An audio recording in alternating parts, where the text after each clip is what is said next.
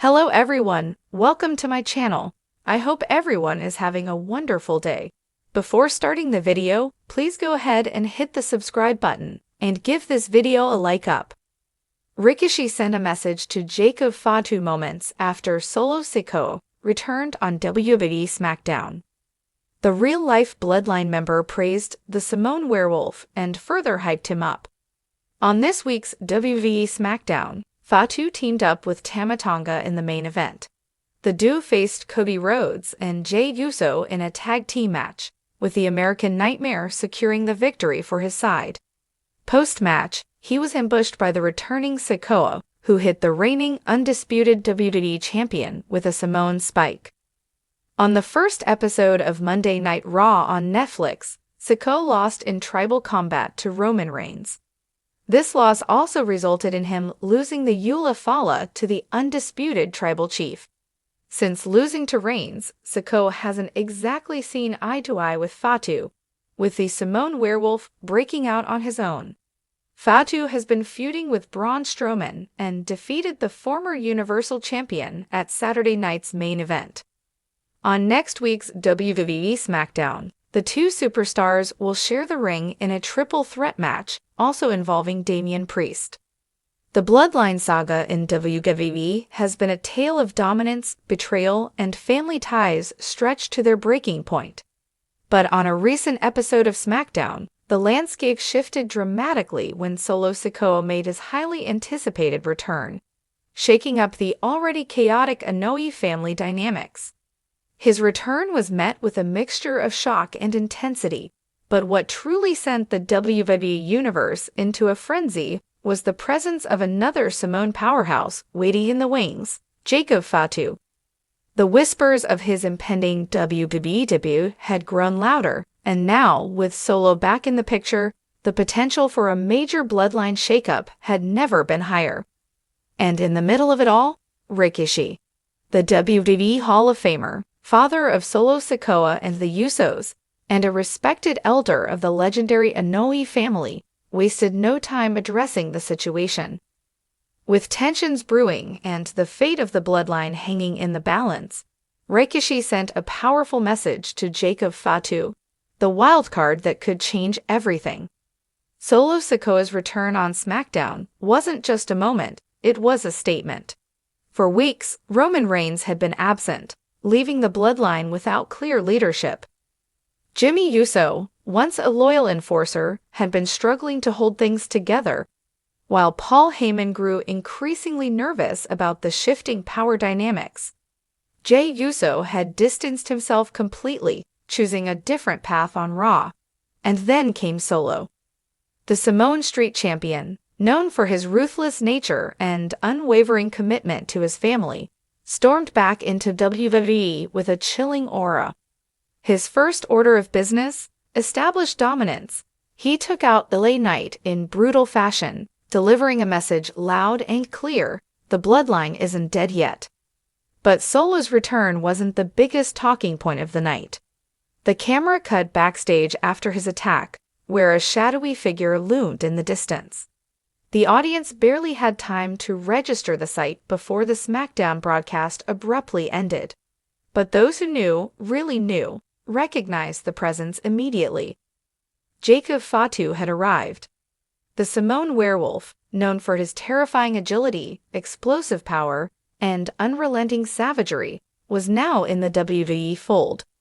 And if history had taught us anything, it was that when Jacob Fatu stepped into the picture, things would never be the same again.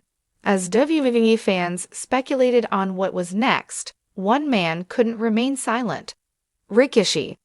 The Hall of Famer had seen his sons, his nephews, and his family fight for dominance in WWE, and now, with Solo Sikoa and Jacob Fatu both in the mix, the stakes had never been higher. Taking to social media, Rikishi delivered a powerful message directed at Jacob Fatu, making it clear where he stood. Jacob, the time is now. This family has always been built on respect, power, and honor. Solo came back for a reason. You know what you have to do. Don't let the past define you.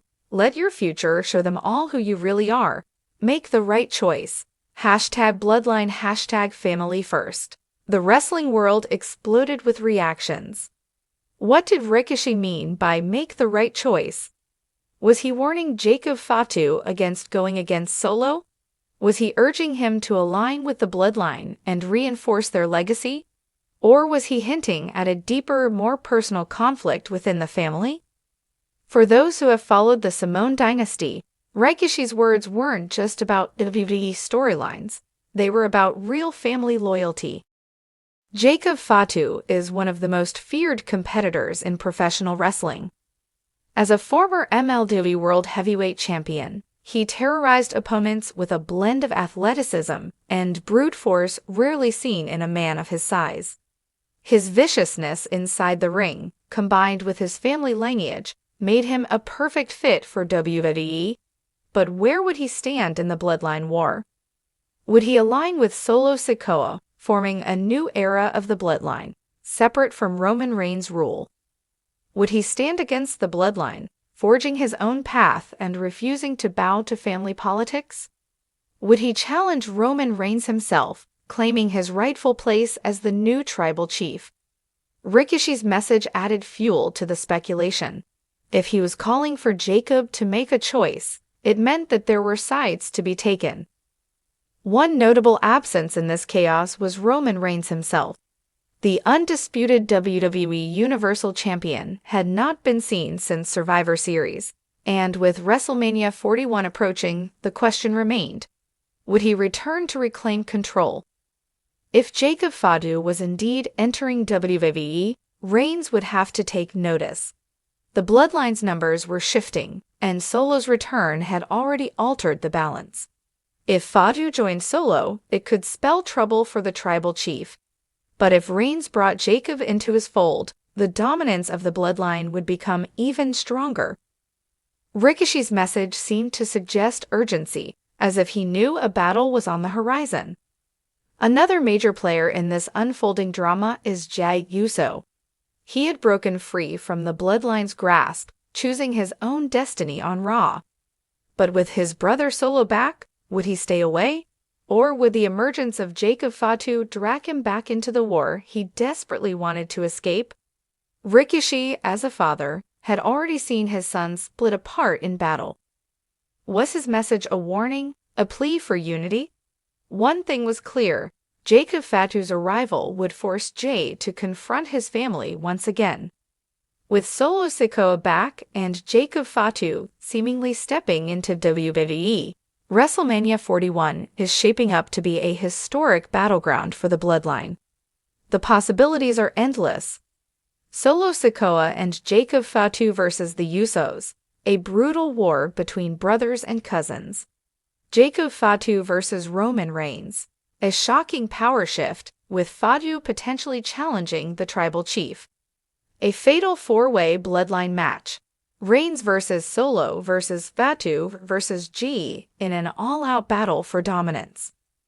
Rikishi's message wasn't just words. It was a sign that the war for Bloodline supremacy is only beginning. Rikishi's words to Fatu are a call to action, a signal that the future of the Samoan dynasty is in Jacob's hands. Will he align with Solo Sikoa and redefine the Bloodline? Will he challenge Roman Reigns and stake his own claim?